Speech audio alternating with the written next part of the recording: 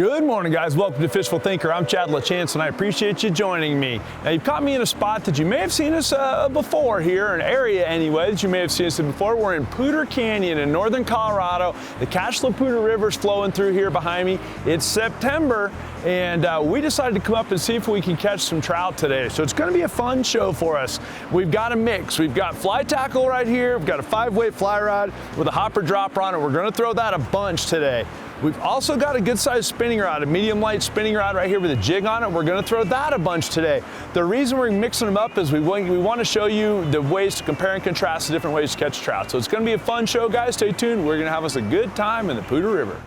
Fishful Thinker is brought to you by Sportsman's Warehouse. Gear up for unforgettable. Berkeley, your fish, our science. Abu Garcia, fish to win. Lowrance, find, navigate, dominate. As soon as we get some sun on the water, guys, I expect that we're going to start seeing some bugs, and I think that'll help our bite a whole bunch. That's the other reason why I grabbed the jig right off the bat, because you know, for the fly rod, you really hope to have some sort of a bug hatch going on. And being that we're here in September, we've had unseasonably warm weather here in the last little bit, and so I suspect that we're going to get some bugs to come off here. Could be some caddis flies. There's one right there. All right. Oh, that was coming back in a hurry. That didn't go well at all. Sorry, guys. So there's a bunch of little guys right here. And the Poudre River is not famous for its big giant fish. If you catch an 18-incher in this river, you're doing something. They're in here, don't get me wrong, but they're not in here in any kind of real numbers. And so really this is the kind of place where you go rack up a whole bunch of trout in a hurry, and that's kind of our goal today. Very classic trout fishing scenario. It's about 60 miles of river here to fish, so we got plenty of water to look at today. Oh, there was a bite, and I missed that one. I have a feeling there's a bunch of little guys in this hole.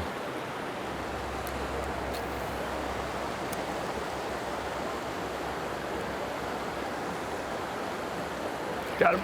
There we go. Oh, he pulled off. Golly. Okay. Maybe a touch more drag. There he is right there. There's one right there. I just watched him swim up and eat it. And look at this cute little guy. And it's funny because everybody talks about trout. Let me get my hands wet. Everybody talks about trout being, you know, liking little tiny flies and little tiny stuff, and they do. And we're going to catch them hopefully on a little tiny fly. But if you look at the size of this streamer bug, and this perfect brown, this bug's all chewed up. That's one of Troy Coburn's custom jigs right there, guys. And that cute little brown trout. See you, buddy. But that was 2 bites on that one cast. Let me straighten this thing out a little bit, and you can kind of get an idea what we're dealing with. There's the hook. That's Troy Coburn's famous white trash fly right there, and it's in the olive green color. Obviously, that's got a swing hook that's tied loose on the back of it. And it's barbless. It's basically a salmon egg hook or an egg pattern hook, and that means it's very easy on fish, and you know, just a really good alternative for a spinning rod. And I mean, you can see the fly rod's leaned up over there with the dog. We're going to throw it here in a minute as well. But when I first walked up to the hole, I was hoping to catch a great big giant one by putting a jig on the bottom before I have any chance of spooking the hole by wading out in there. So we'll see if that happens. That was not exactly a whole big giant one that I caught. There's one right there. I just saw him eat. All right, I like this spot, guys. The current's pushing in on the front of that big head. So that means it piles water up, and you can see the water just kind of stands still in front of that big rock over there. So we'll throw all the way across the river, and then let that thing get in that piled up water right there and just do what marabou does.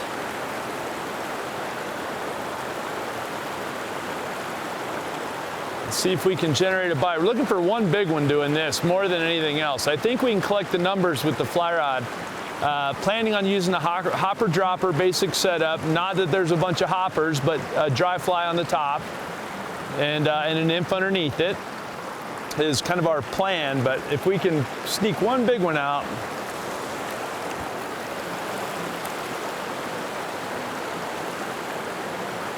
whoop. Got that one. There we go. All right, there's a little bit better one there, guys, and he's right on that pressure spot. It took me 3 casts to do it. And this is the kind of fish we're looking for. When you fish in this section of river in Poudre Canyon, you're looking for lots and lots of these. So get my hands wet down here. Come here, buddy. We'll keep you out of the net.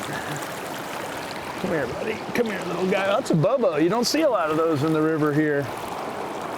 That's a rainbow, and there's not very many of these in here compared to the number of browns. Oh, there you go. There he goes. Well, you got the idea, guys. But the rainbows are far less common in the river here than brown trout, which is common in a lot of places in Colorado. Brown trout, a lot more prolific. Parks and Wildlife has done a good job of stocking a bunch of rainbows to kind of bolster their populations, and you know, it's gotten a lot better as far as that goes, but personally I like brown, so I'm fine with it either way.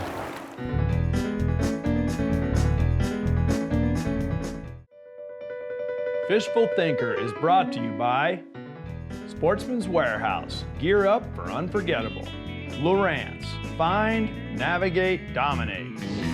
All right, guys, getting our fly rod strung up, gonna put a big old hopper. So camera guy Tim and I walked around, looked at some hoppers, and they're big and real bright colored. So we're gonna put a real bright yellow green kind of foam based hopper pattern on. And the reason we're gonna do that is, for one, it's super buoyant, so it'll hold up the nymph really good. I can see it really good, and also because it matches the hoppers we're seeing. So we'll get one of those tied up real quick, and got the Hardy 9-foot 5-weight fly rod right here. It's a beautiful fly rod. It's the Shadow Edition 4-piece rod, and then the Hardy reel as well, the ASR 400 reel on there. And with fishing this pocket water stuff like this, guys, they can literally be anywhere in here. And I mean, there's any sort of a little braid, any sort of a little seam, any kind of a little spot can be, you know, be perfect. So it's just a matter, don't get in a hurry and work your way through it. If you don't spook them, you got a good chance of catching a bunch of them. Oh, there's another one on the hopper. Okay, we'll see what he does. See if he comes back and gets the nymph. Might need to cut a couple of those legs off the hopper, because I'm seeing the fish bump it and they push it out of the way. And I've seen that in the past where their mouths aren't getting that whole big giant bug in there. And we already showed you the ones we caught on the jig this morning first thing. You know, when we very first got here, those fish were not, you know, I mean, that's a giant bite for them. And so far, the couple that I've bit have been right in the fastest water, so in the fastest part of the run. So, like up in there.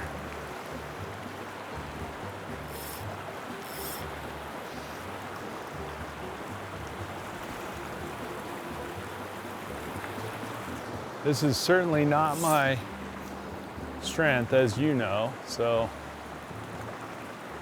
Got him. Oh, he got the hopper. Okay. All right, here we go. So that big giant hopper just got smashed, guys, that I just showed you I tied on a second ago, and I missed him. Got him that time, no. And this time he came back and got the nymph. So he gave himself away with the, where he bit the hopper, and then sure enough, here you go, buddy. Come here, buddy, come here. All right, easy fish, easy fish. I'm gonna spare you from the net. Oh, there he goes. God dang it. That wasn't exactly what I wanted, guys.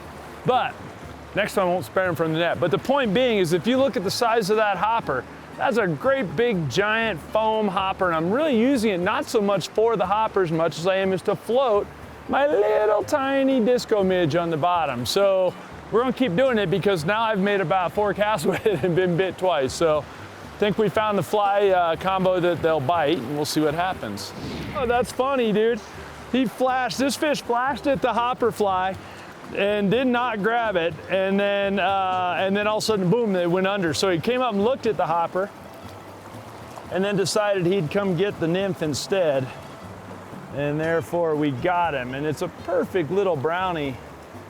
And guys, that's about as pretty of a little trout as you're ever gonna get right there.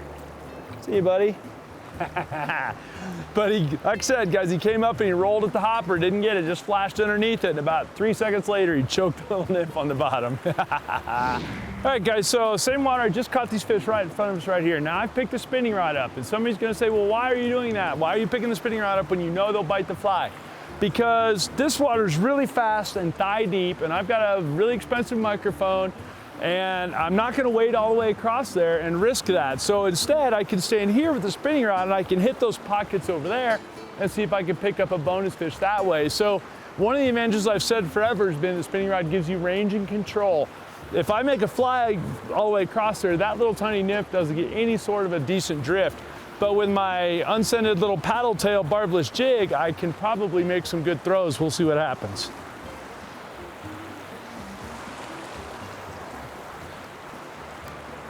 We'll start a little bit closer here.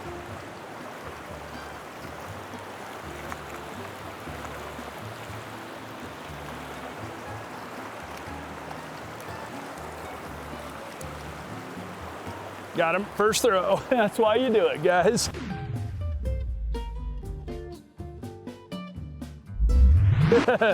All the way across the river. And the thing is, I can pretty much guarantee you that there aren't very many fly guys that are wading over there right now either. And so we're gonna put this guy in the net right here because I don't wanna deal with him. And then we'll come over here and I'll show him to you. Put this Veritas down and I'll show you what we got right here. And perfect little brownie, barbless jig will come right out of his, let go, let go, let go, let go, let go.